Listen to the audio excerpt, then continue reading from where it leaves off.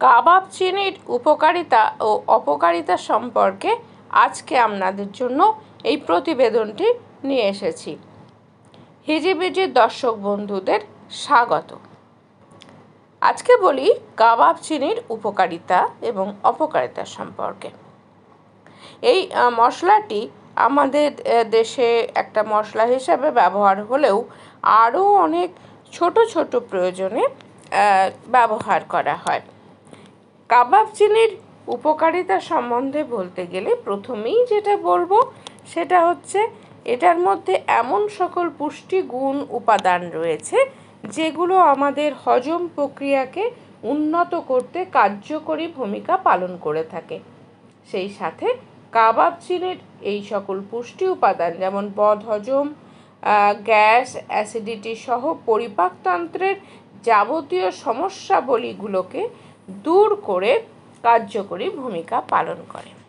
এছাড়া দ্বিতীয়ত কাবাব চিনিতে অ্যান্টিঅ্যাসিড এবং ব্রঙ্কোডাইলেটর ভেষজ গুণ রয়েছে, যার কারণে এটি নিয়মিত খাওয়ার ফলে নাকের পথ এবং গলা ও শ্বাসযন্ত্রের নানান সমস্যাবলী দূর করার জন্য এটি গুরুত্বপূর্ণ ভূমিকা পালন করে থাকে।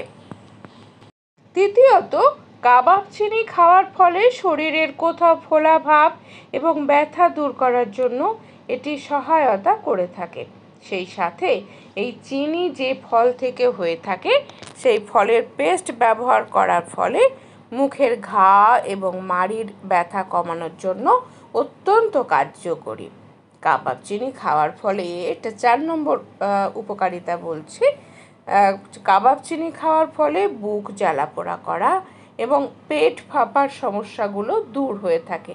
তাই যারা এ ধরনের রোগে ভুগছেন তারা চাইলে খাদ্য তালিকায় রোজকার খুব পরিমিত কাবাব চিনি যুক্ত করতে পারেন। 5 নম্বর, কাবাব চিনি একটি আয়ুর্বেদিক ভেষজ গুণ যেটি খাওয়ার ফলে পুরুষের যৌন আকাঙ্ক্ষা এবং প্রজনন ক্ষমতা বৃদ্ধি পায়, যার কারণে আপনারা চাইলে এই ভেষজ গুণ সমৃদ্ধ কাবাব চিনি খাওয়ার চেষ্টা করতে পারেন। আশা করছি উপকারিতা পাবেন। 6 নম্বর, কাবাব চিনি খাওয়ার ফলে মুখের দুর্গন্ধ দূর হয়। সেই সাথে কণ্ঠস্বর আরও পরিষ্কারভাবে কাজ করে। তাই যাদের মুখে দুর্গন্ধ রয়েছে এবং কণ্ঠস্বর ভালো নয় তারা চাইলে কাবাব চিনি খেতে পারেন। 7 নম্বর হচ্ছে কাবাব চিনির ভেষজ গুণাগুণ যে সমস্ত রয়েছে সেগুলো প্রসবজনিত যাবতীয় সমস্যাবলীকে দূর করতে কার্যকরী ভূমিকা পালন করে থাকে। এটা নিয়মিত খাওয়ার ফলে প্রস্রাবের সময় জ্বালাপোড়া বা ইউরিন ইনফেকশন বা ব্যথা খুব সহজে উপশম হয়ে থাকে। কাবাব চিনি খাওয়ার ফলে 7 নম্বর বলছি সর্দি, জ্বর এবং কাশির সমস্যা থেকে আরোগ্য পাওয়া সম্ভব হয়।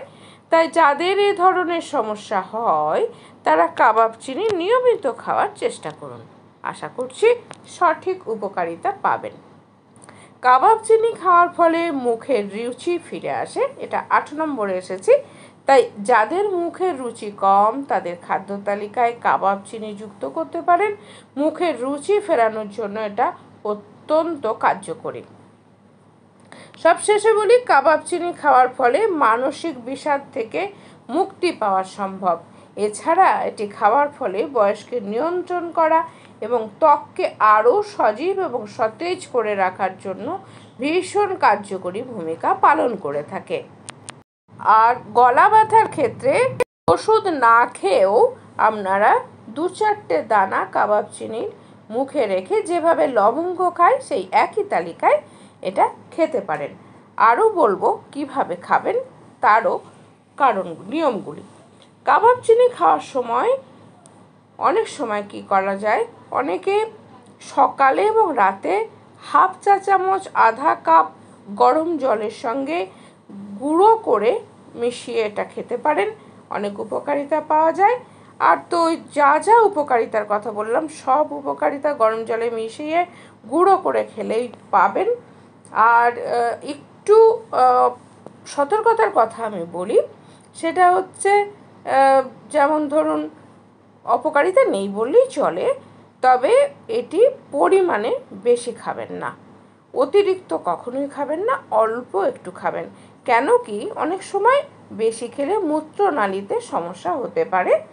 আর সেই জন্যই আমি সবসময়ই বলি, যাই আমি উপকারিতার কথা বলি সবসময় বলি পরিমিত খাবেন। রান্নাতেও ফোড়ন হিসাবে ব্যবহার করা যায়। স্পেশাল যখন আমরা বিরিয়ানি বানাই বা কোনো পোলাও বানাই বা ফ্রায়েড রাইস বানাই, তখনও কিন্তু আমরা ফোড়ন হিসাবে গোটা কাবাব চিনি 2-4টে গরম মশলার সঙ্গে অবশ্যই দিই। তো এইভাবেই তার সুগন্ধিগুলোকে আমরা ব্যবহার করি রান্নার কাজে। তো আজকে এই পর্যন্ত, কেমন লাগলো জানাতে ভুলবেন না। সবাই ভালো থাকবেন, সুস্থ থাকবেন আর আনন্দে থাকবেন, আর আমার সঙ্গে থাকবেন, পাশে থাকবেন। নমস্কার।